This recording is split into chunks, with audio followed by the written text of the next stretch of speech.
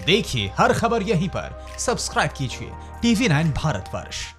Corona के कहर से हर शख्स खौफ में है। दहशत इस कदर है कि अदृश्य कातिल कब किसे कहां अपना शिकार बना दे कोई नहीं जानता। लेकिन 3.5 लाख मौतों के बाद भी चीन की अकल ठिकाने नहीं आई है। सवाल यह है कि अगर ट्रंप की कुर्सी जाती है तो क्या जिनपिंग गद्दी पर बने रहेंगे? क्या दुनिया को वायरस की आग में झोंककर चीन के सुपर पावर बनने का मंसूबा कामयाब होगा? इससे भी बड़ा सवाल यह कि क्या अमेरिका इतनी आसानी से शिकस्त कबूल कर सकता है? ये रिपोर्ट देखिए। एक शोला सा भड़का था, गोलियों की गूंज थी, शहर धुआं धुआं हो चुका था। जोर जबरदस्ती और जुल्म की रोंगटे खड़े कर देने वाली तस्वीरें सामने आने लगी थी। ये 8 महीने पहले का हांगकांग था। चीन के इशारे पर पुलिस दैत्य का रूप धारण कर चुकी थी। कॉलेजों को आग के हवाले कर दिया गया, छात्रों को सलाखों के पीछे डाल दिया गया।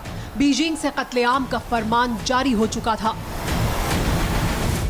हांगकांग के पुलिस कमिश्नर ने सरेआम लोकतंत्र समर्थकों के खिलाफ खतरनाक मौत के हथियार इस्तेमाल करने की बात कही थी।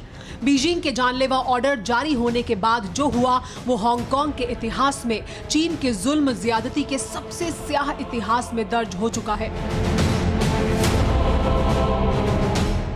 चीन ने साफ कर दिया है कि हांगकांग पर वो अपनी पकड़ को कमजोर नहीं पड़ने देगा, बल्कि वो इस पकड़ को और जोर से कसेगा।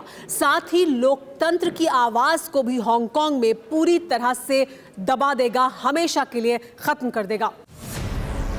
बीजिंग में नेशनल पीपल्स कांग्रेस की बैठक के पहले ही दिन हांगकांग को लेकर मसौदा पेश किया गया, जिसके मुताबिक चीन हांगकांग की सुरक्षा के नाम पर नया कानून बनाएगा। हांगकांग में बाहरी दखल के खिलाफ कड़ी कार्रवाई होगी।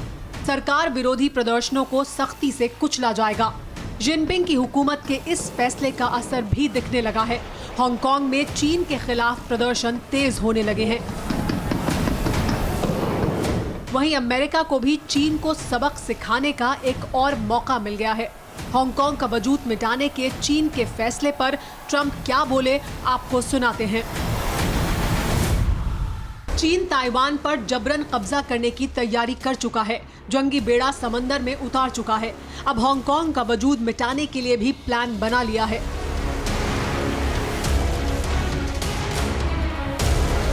दुनिया इस बात को समझती है, जानती है, इसीलिए चीन की विस्तारवादी सोच का अंत होकर ही रहेगा। 1997 में ब्रिटेन और चीन के बीच हुई साइनो ब्रिटिश डिक्लेरेशन के बाद भले ही हांगकांग पर चीन ने कब्जा कर लिया, लेकिन दोनों में जमीन आसमान का अंतर है। चीन की तानाशाही के मुकाबले हांगकांग का कानूनी सिस्टम निष्पक्ष और पारदर्शी है। प्रेस की आजादी है, लोगों के पास अभिव्यक्ति की आजादी है। वहीं चीन विस्तारवादी सोच में अपने हित खोजता है। विनाशकाल में चीन की वायरस वाली बुद्धि भ्रष्ट होने से कुदरत भी चीन को सबक सिखाने पर उतारू है। बीजिंग से आई तस्वीरें आपको हैरान कर देंगी। देख लीजिए आसमान से बरसती इस आग को।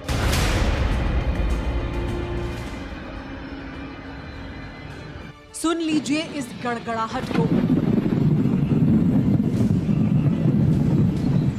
ये महज तस्वीरें नहीं हैं, ये चीन को उसके पापों की सजा है। बेजिंग 3点多钟，天都黑了。你说奇葩不奇葩？ चीन की राजधानी बीजिंग का आसमान है ये, जहां दिन में ही अंधेरा छा गया।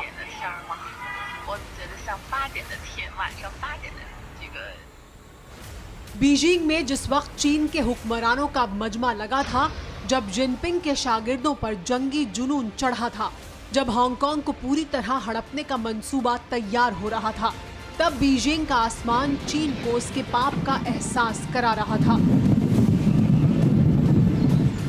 बीजिंग में जैसे ही चीन के नेताओं की मीटिंग शुरू हुई, ठीक उसी वक्त पूरे शहर में अंधेरा छा गया। आसमान कहीं गुम हो गया था। बिजली कड़क रही थी, बादल गरज रहे थे और चीनियों की सांसें हलक में अटकी हुई थी। 现在是5月21号，北京3点多钟，天都黑了。你说奇葩不奇葩？3点多钟，天黑成这样了。हालात ये हो गए कि दिन रात का फर्क करना मुश्किल हो गया। सड़कों से लेकर घरों तक की बत्तियां जलानी पड़ी। घंटों तक बीजिंग इसी तरह घुप अंधेरे में डूबा रहा। फिर क्या था, सोशल मीडिया में कहा जाने लगा कि कुदरत चीन को उसके पापों का सबक सिखाना चाहती है। ऊपर वाला बीजिंग से निकले मौत के फरमान से मारे गए लाखों लोगों का हिसाब पूरा करना चाहता है। फिक्र आपकी, सोमवार से शुक्रवार रात 9 बजे सिर्फ TV9 भारतवर्ष पर।